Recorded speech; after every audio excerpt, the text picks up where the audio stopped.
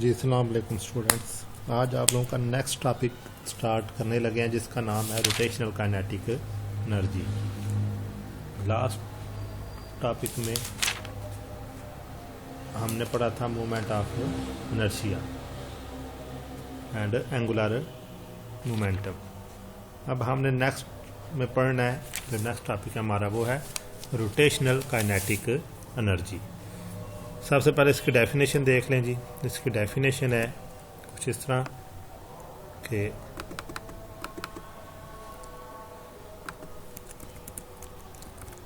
Energy possessed by a body due to its rotational motion about its axis is called rotational kinetic energy, and next आप लोगों ने heading दे लेनी है। Mean ऐसे वो energy जो किसी बॉडी के घूमने की वजह से उसके अंदर स्टोर होती है ना, उसको हम रोटेशनल काइनेटिक एनर्जी कहते हैं। और नेक्स्ट हेडिंग दे लें जी, expression for rotational kinetic energy.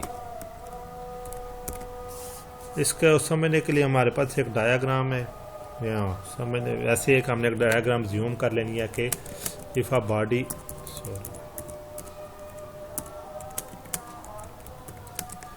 if a body is spinning about an axis with constant angular velocity,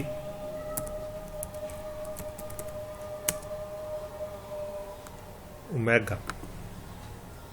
अच्छा, ये नीचे जो छोटा सा ओमेगा एल लिखा हुआ है, आपने जस्ट ओमेगा लिखना है, मेरे पास अभी सिंपल ये अवेलेबल है।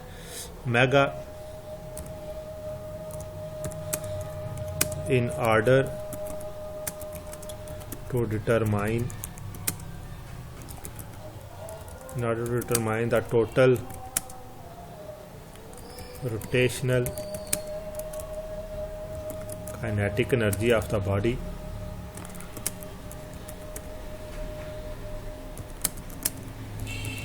we imagine that the body is composed of tiny masses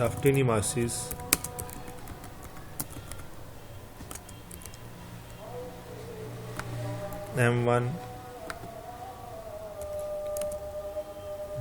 m2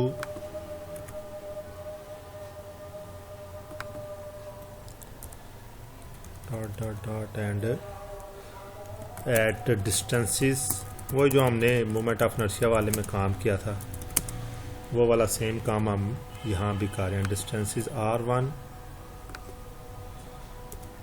comma r2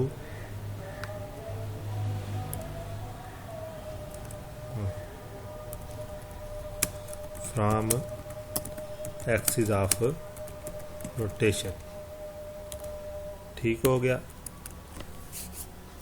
मतलब हमारे पास एक बॉडी है जो जिसके अंदर छोटे छोटे मैसेज हैं, उन मैसेज को हमने m1 m2 m3 लाइक एक कार अज्यूम कर लें। कार है, उसमें 5-6 बंदे बैठे हुए हैं और कार जो टोटल बॉडी है और उसके अंदर छोटे छोटे मैसेज हैं। m1 एक मतलब पहला आदमी, m2 दूसरा आदमी, m3 तीसरा आदमी, और इनके दरमियान जो डिस्टेंस है वो r1 r2 और r3 है। सो kinetic energy of the mass m1 is given by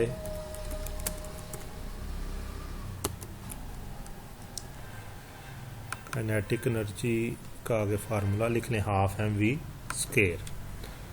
सो क्योंकि मास 1 की बात हो रही है तो काइनेटिक एनर्जी ऑफ मास 1, ये 1 रिप्रेजेंट कर रहा है या शो कर रहा है कि मास 1 की बात हो रही है। 1/2 अब चूँकि आगे फिर मैथ M1 की बात हो रही है, M1 और साथ V का स्क्वायर, और अगर इसके साथ मैं देखता हूँ अगर लिखा जाता है तो अच्छा M1 और V1 का स्क्वायर है, यहाँ पे आपने 1 लिख लेना साथ, ये लास्ट टाइम भी मुझसे यहाँ पे नहीं था लिखा गया। सो आगे बाय पुटिंग हमें पता है कि एंगुलर वेलोसिटी का और लीनियर वेलोसिटी का आपस में रिलेशन क्या है। सो उसकी वैल्यू पुट कर लेते हैं by putting v is equal to r omega, we gate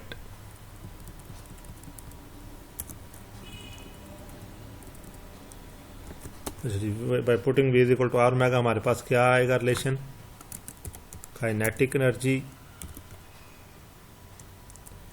यहाँ पे फिर वही कि kinetic energy due to mass 1,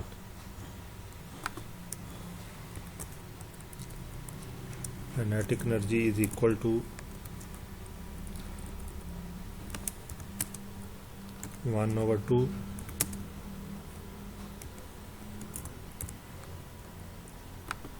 M1 और R। अब वो V स्केयर की जगह ना आप लोगों ने लगा लेना है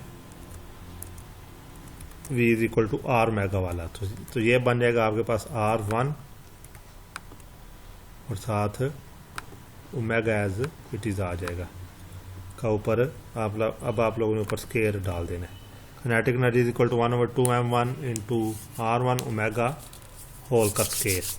सो इसको अगर आप स्केयर को ओपन करके लिखेंगे तो ये आपके पास कुछ इस तरह बनेगा, kinetic energy is equal to 1/2 आगे वही M1 R1, मतलब ये सारा आपके पास ओपन स्केयर की फॉर्म में आ जाएगा।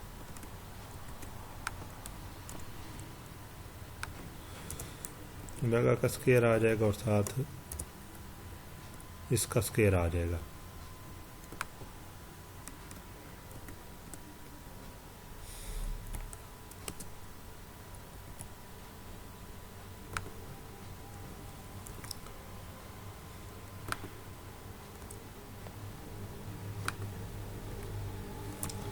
अच्छा यहाँ पे आपने वो M1 R1 कर लेना क्योंकि मेरे पास वो सबस्क्रिप्ट और सुपरस्क्रिप्ट इकट्ठा नहीं लिखा जा रहा, तो 1/2 M1 R1 का स्केयर और ओमेगा का square.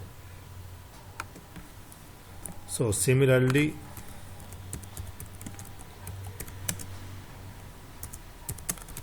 Rotational kinetic energy of the mass M2 is, ये वाला फार्मूला जो ऊपर आप लोगों ने लिखा है ये आप लोगों ने दोबारा इधर नीचे लिख लेना कि काइनेटिक एनर्जी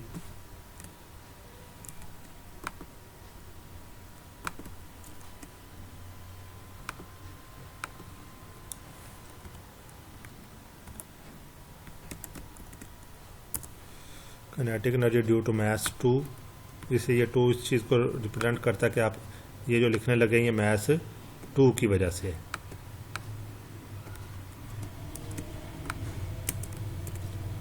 सो यहाँ पे M1 की जगह हो जाएगा M2, 1/2 M2 R2 लिखना है, R2 का स्केयर और ओमेगा का square. So same thing goes on means आप लिखेंगे एंड सो ऑन मीन्स कि ये जो काइनेटिक एनर्जी है ना, ये 2 जहाँ पे लिखा हुआ है जहाँ पे 1 लिखा हुआ है, ये सारे के साथ आपने n लगा देना है। n मीन्स कि ये आप लोगों के पास अप टू इन्फिनिटी पॉइंट है, ठीक है जी, ये आप लोगों के पास अप टू इन्फिनिटी पॉइंट हो जाएगा। और फार्मूले में जहाँ पे आपके पास 1 2 लगा हुआ है वो आपके पास mn हो जाएगा, rn हो जाएगा, 1/2 mn और r स्केयर ओमेगा स्केयर। अब इस वैल्यू को जब आप एक्सपेंड करेंगे या जब आप इसको जमा करेंगे, the total rotational kinetic energy क्या बनेगी? Rotational kinetic energy of the whole body is obtained adding all these terms. Mean सबको आप जमा करेंगे तो आपके पास टोटल काइनेटिक एनर्जी आ जाएगी। ये तो सिंपल सा फार्मूला है काइनेटिक एनर्जी का। Total kinetic energy is equal two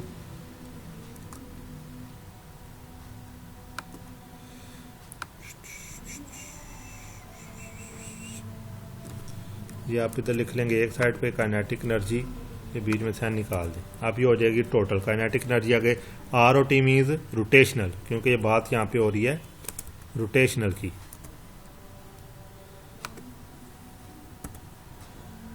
equal to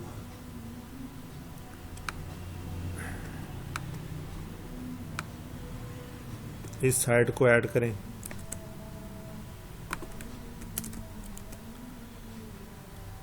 आगे प्लस इसको ऐड करें,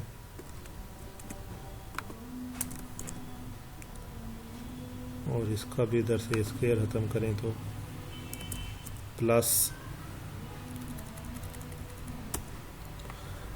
और इसको आखिर पे दोबारा ऐड कर दें। तो ये आपके पास आ जाएगी kinetic energy in form of rotations या रोटेशनल काइनेटिक एनर्जी टोटल। अब इस सारे के सारे को आप लोगों ने जमा कर लेना है या ऐड अप कर लेना है। ऐड अप करने का क्या तरीका है जी? बाकी तो ये सारा फार्मूला एज इट इज आएगा ये वाला।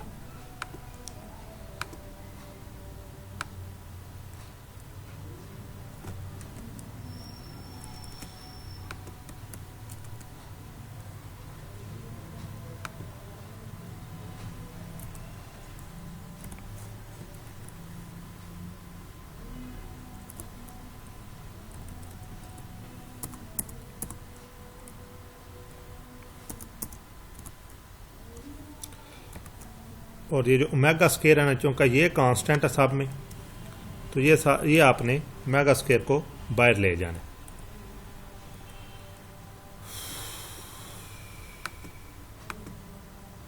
ओमेगा स्केयर ये सारे का सारा आपके पास बाहर आ जाएगा।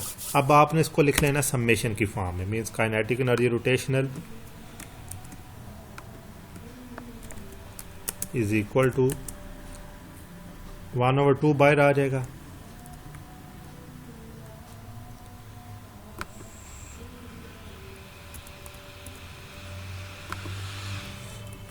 बाहर आ जाएगा और आगे वो समेशन का आपने साइन लगा लेना है। अब यहाँ से समेशन का साइन ढूंढना पड़ेगा।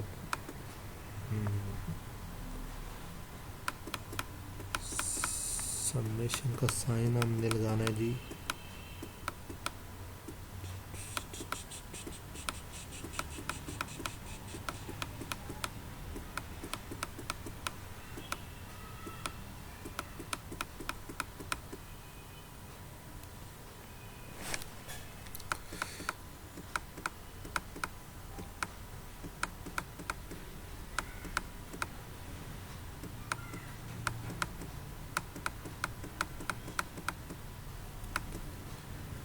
This one. ये आपके पास आ गया समेशन का साइन, और समेशन के साइन के नीचे आपने लिमिट लगानी है I is equal to 1। I is equal to मतलब ये 1 से शुरू होगा और इसके ऊपर n मीन्स n तक जाएगा। ऊपर वाली मुझसे नहीं लिखी जानी क्योंकि ये फैसिलिटी नहीं है इधर कि दोनों इकट्ठे समेशन और ये सुपरस्क्रिप्ट और सबस्क्रिप्ट इकट्ठा लिखा जाए। तो ये आपके पास m आई, बिकॉज आपके पास जो आप वेरिएबल है वो आई है, r आई। सो हम यहाँ पे आई की जगह स्केयर लिख लेते हैं, और साथ याद रखिएगा कि ये भी आई का, यहाँ पे r के साथ भी आई आएगा।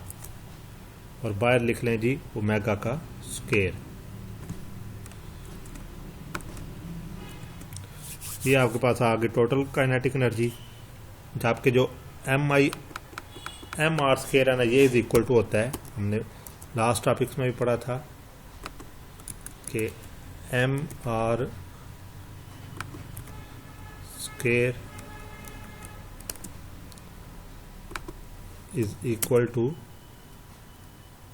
आई के इक्वल होता है, मोमेंट ऑफ इनर्शिया के। सो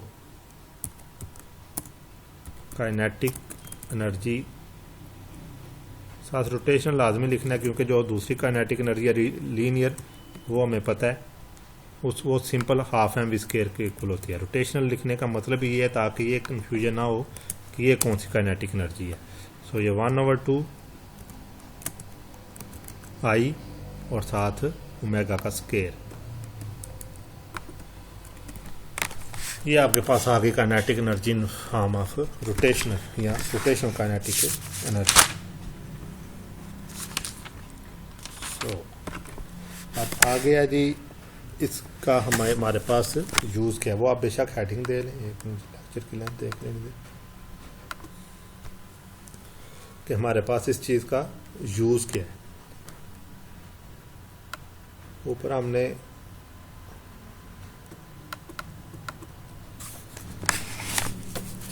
एक्सप्रेशन ड्राइव किया, इसकी डेफिनेशन लिखनी है और साथ नीचे हमने इसका बनाना है कि इसके यूजेस क्या है।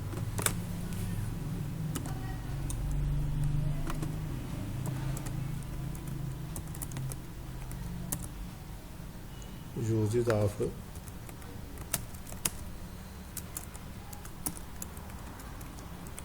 रोटेशनल काइनेटिक एनर्जी, ठीक हो गया जी। सो इसका यूज़ ये है कि जब भी हमने फ्लाई व्हील्स या कोई भी चीज़ इस तरह की डिज़ाइन करनी है तो हमें उसकी रोटेशनल काइनेटिक एनर्जी पता होनी चाहिए। अच्छा जी,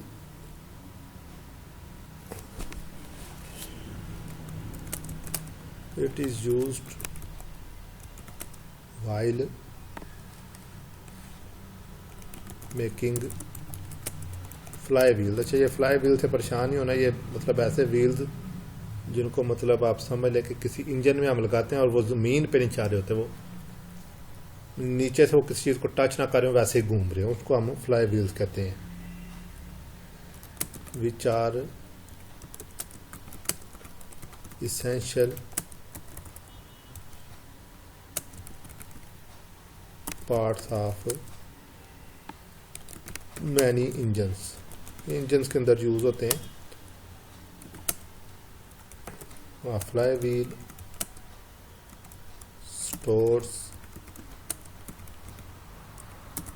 energy between the power strokes of the pistons। Pistons तो आप लोगों को पता होगा, वो जो ब्रेक लगाते हैं तो वो पिस्टन को ही दबा रहे होते हैं हाइड्रोलिक प्रेस में, so that energy is distributed over the full revolution of the crankshaft, and hence the rotation remains smooth। अच्छा जी, मीन्स ये पिस्टन्स के अंदर लगे होते, इंजन में लगे होते हैं, इंजन में जो पिस्टन्स होते हैं ना, उनकी एनर्जी को ये स्टोर करते हैं। सिंपल अगर इसकी एग्जांपल देखनी है तो वो आप देख सकते हैं, ये जो साइकिल वगैरह होते हैं ना या मोटरसाइकिल है, तो इसके दरमियान में ना लाइक एक व्हील होता है और व्हील के वो सारी तारें जिस पॉइंट पे आके मिल रही होती हैं, उस पॉइंट को ना आप कह सकते हैं कि ये इसका फ्लाई व्हील है, क्योंकि वो सारी की सारी जितने आप पैडल्स मार रहे होते हैं और एनर्जी को अपने अंदर स्टोर करके फिर उस एनर्जी को स्मूथली डिस्ट्रीब्यूट करता है। अगर आप कभी साइकिल में आपको ज़्यादा अच्छी समझ आएगी, उसमें मोटरसाइकिल में ये इतना विजिबल नहीं होता, होता था उसमें विजिबल है लेकिन उसमें बाकी पार्ट्स भी लगे होते हैं तो सही क्लियर नहीं है। साइकिल में वो दरमियान में जहाँ पे आके आपका वो चैन आके अटैच हो रहा होता है ना, वो छोटा सा जिसके अंदर वो बॉल बेरिंग जिन्हें हम कुत्ते कहते हैं वो डालते हैं, उसको हम कहते हैं फ्लाई व्हील। अब उसका काम क्या है कि जो आप एनर्जी लगा रहे हैं वो सारी की सारी एनर्जी को अपने अंदर स्टोर कर लेता है और फिर स्टोर करके सारी एनर्जी को उन तारों की मदद से इक्वली डिस्ट्रीब्यूट कर देता है, जिसकी वजह से rotation of the wheel remains smooth. ये आज का टॉपिक इतना ही लॉन्ग क्वेश्चन है, सिंपल सा ही है, इसमें तो कोई इतनी कॉम्प्लिकेशन वाली बात नहीं है।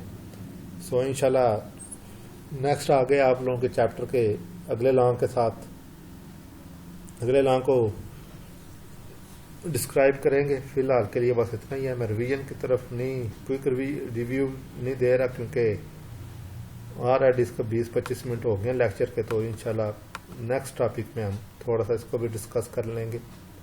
तो कोई भी क्वेश्चन हो आप मुझसे ग्रुप में पूछ लीजिएगा। उस तब तक के लिए बस इसी को रिवाइज करें, सिंपल सा टॉपिक और इम्पॉर्टेंट है।